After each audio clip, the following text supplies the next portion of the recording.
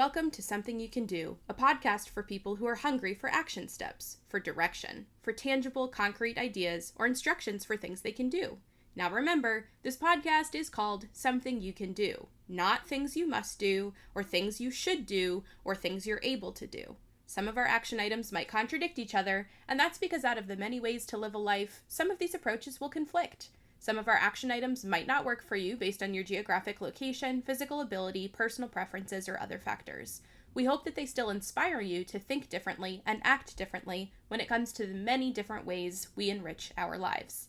I'm your host, KJ Kozak, and this podcast combines my three favorite things: helping people get stuff done, building community, and most importantly, talking to hear my own voice. I look forward to sharing Something You Can Do. So today's episode is going to be about something that's kind of simple, but kind of important to me. Something you can do is make scrambled eggs. And more specifically, something you can do is make scrambled eggs the way that I like them. So scrambled eggs are a food that I've been eating my whole life. As the name implies, you take some chicken eggs and you whisk them and then you cook them. But it's so much more complicated than that. And for someone who is as picky and discerning as I am, not all scrambled eggs are created equal. My mother used to make scrambled eggs a whole bunch when I was a kid. We'd have breakfast for dinner sometimes. It was one of those things where it's like, as a kid, it's this fun, different backwards thing, breakfast for dinner. And I grew up and I was like, oh man, this woman was doing the best with really limited time and a limited budget. And sometimes it was just eggs for dinner. And as an adult, that happens to me a lot now too. So I've been making scrambled eggs for, a long time, at least for as long as I've been an adult, because in the United States, chicken eggs are pretty inexpensive for the most part, although they've gotten more expensive over the past few years. So far as nutritional value goes, they're not so bad. The TikTok girlies will tell you that, they don't have as much protein as you think or whatever, but for a food that's relatively inexpensive, that kind of packs a punch, a scrambled egg is pretty good. So I also find them really tasty. Personally, I just really like a scrambled egg. I like eggs of any kind. But it wasn't until fairly recently that I really kind of mastered making them the way that I like, which is the way that my mother used to make them. So with a scrambled egg, you can make them really soft and almost custardy, where they're barely cooked, barely set. You can make them so that they are absolutely bone dry. You can do the thing where, you crack an egg in the pan and then whisk them that way, or sort of mix them while they're in the pan. Again, there's so many different ways that you can scramble eggs. And if you haven't thought about it before, hopefully now you're thinking about, maybe, I really like scrambled eggs when they're made this way or this other way or whatever. Again, I've made eggs for myself for a really long time, and they didn't always turn out the way that I liked. I've gone through phases where I do more of an omelet type scrambled egg.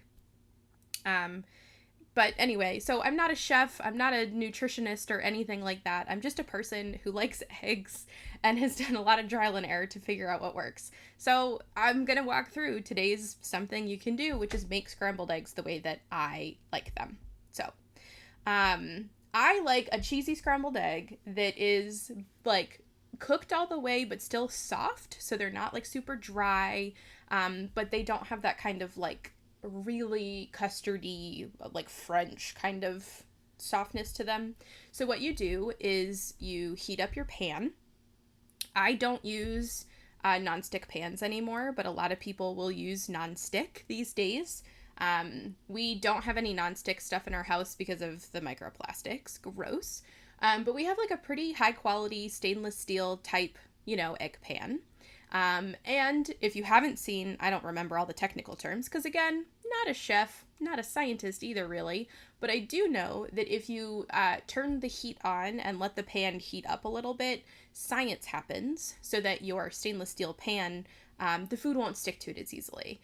And the way that you can test to see that it's ready is you flick a little bit of water onto the pan, and if it sort of fizzles, your pan's not ready, and if the water will sort of beads up and bounces around on the pan, that's how you know that it's ready to add the food to it.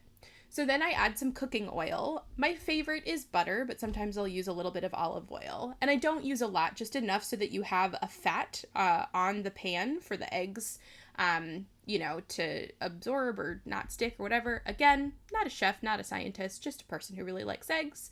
And you let that melt or heat up a little bit. Meanwhile, in a small bowl, I'll whisk a couple of eggs.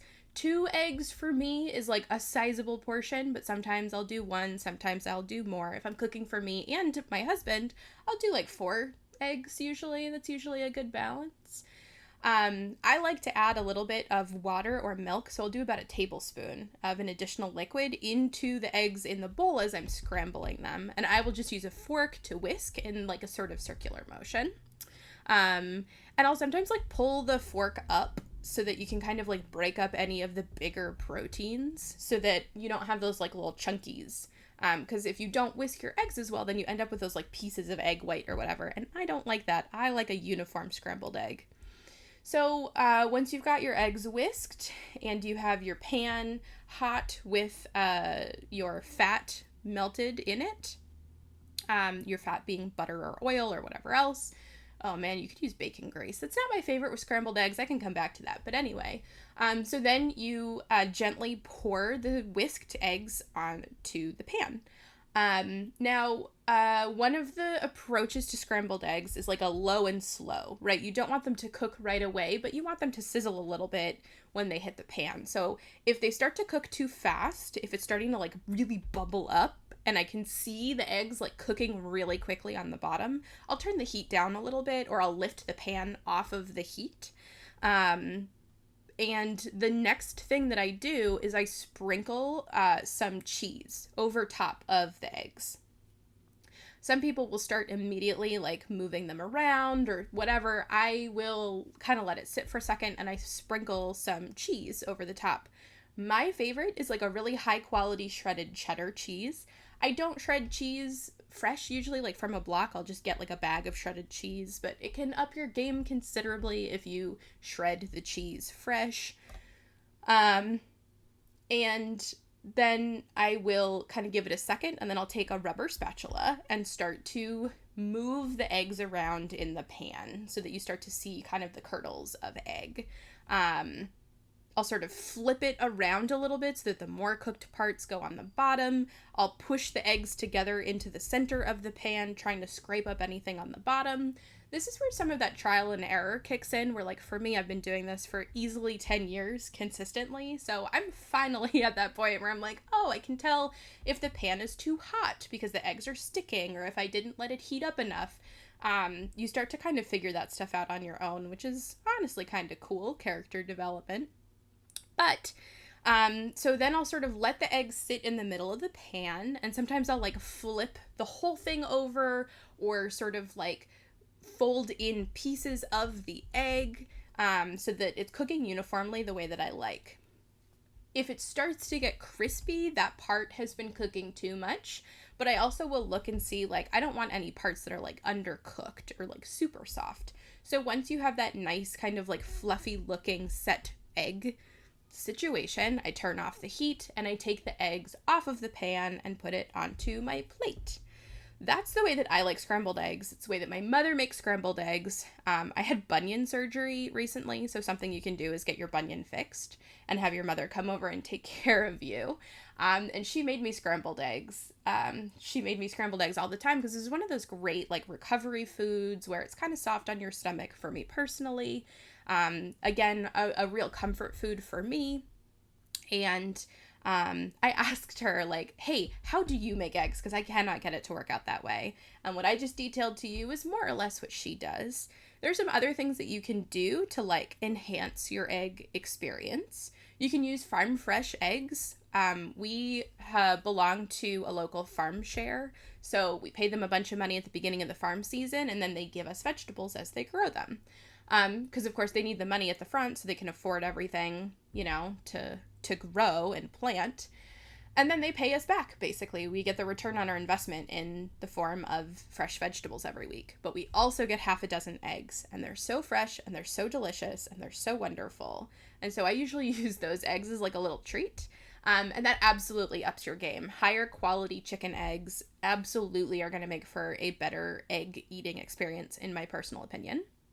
Again, higher quality cheese, in my opinion, is going to make for a way better egg eating experience. You can use dairy products like a little bit of cream cheese or cottage cheese or sour cream to make them even creamier. But one of the things that I find that happens sometimes is that, like, if you're not careful in terms of how you incorporate that, it can start to sort of like cook and get like a little crispy and weird. So just making sure that I typically would incorporate that as I'm whisking the eggs instead of putting it in after the eggs are in the pan. I also love fresh herbs in my eggs. Every once in a while, I'll do like parsley or dill or chives or some combination of those three. Those are my favorite egg herbs. But you can do kind of whatever sounds good to you.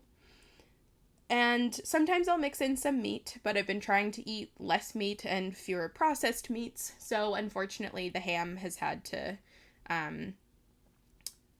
skip the ham.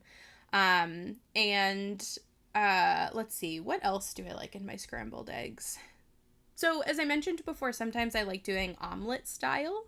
So the way that you make an omelet, oh man, there are a lot. Again, I'm not a chef. There's so many ways to make an omelet. The way that I, KJ Kozak, make an omelet is that I will whisk my eggs in the bowl, just as before, and then you pour them into the pan, just as before. But instead of like scraping up the eggs so that it like creates these little curds or whatever you'd call it, you flip over the whole layer of egg like a pancake, essentially. There are many other little strategies and tips, but this isn't something you can do as make an omelet, so I'm not going to get too into that. I'm not an expert in that. But you basically flip it over like a pancake, you put your toppings over the like cooked part, and then you fold it in half and eat it. And sometimes I'll make like a cheese omelet where I do that. You basically, instead of like scraping up the egg, which is kind of nice, like if you don't have as much time or you're doing other things in the kitchen, you're prepping someone else's breakfast, you're making coffee, you can kind of just let those eggs sit, you flip it over, add in a slice of cheese, and then just flip it and there's your omelet. I love cheese in my scrambled eggs. I'm a little bit picky when it comes to my cheese. I don't love like sharp cheeses. I'm not big on Swiss. But I tend to do cheddar American, like a Colby Jack, something like that when it comes to my eggs. I used to get breakfast from this place all the time when I was in grad school. It is right near the State House in Boston. And the way that they would do, so they'd scramble the eggs on the griddle. And then the like, I don't know, I guess you could kind of call him a line cook. The really nice Greek man who's making your breakfast would take 2 slices of American cheese, hold them on the griddle for like a couple seconds so that they melt, flip it over so that the other side starts to melt, and then lay them over top the bed of scrambled eggs. And it was just like a blanket of cheese over your eggs. The most delightful thing.